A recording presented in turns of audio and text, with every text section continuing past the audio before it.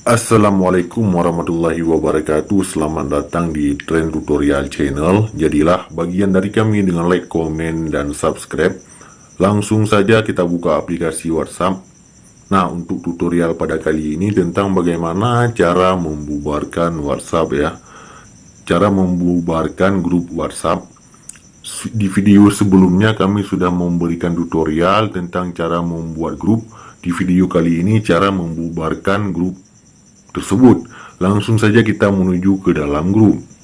Nah, untuk membubarkan grup WhatsApp yang kita buat, klik di paling atas di nama grup ya. Ini hanya tutorial, klik saja di yang paling atas. Kemudian kawan-kawan, di sini hanya ada 2 peserta. Jadi jika kita ingin membubarkan grup, kita harus sebagai admin terlebih dahulu. Kemudian kita keluarkan anggota grup satu persatu. Misalkan di sini ada yang namanya Zoro ya.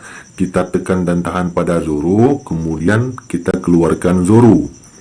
Nah, kita keluarkan, oke, dan sekarang hanya sisa kita saja. Jadi kita kembali kalau sudah.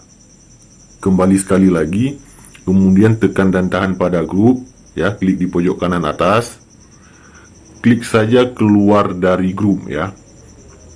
Kita sudah mengeluarkan semua orang di dalam grup, kemudian kita juga harus keluar dari grup. Nah, kita keluar. Kalau sudah, tekan dan tahan lagi pada grup tersebut, kemudian klik hapus grup ya.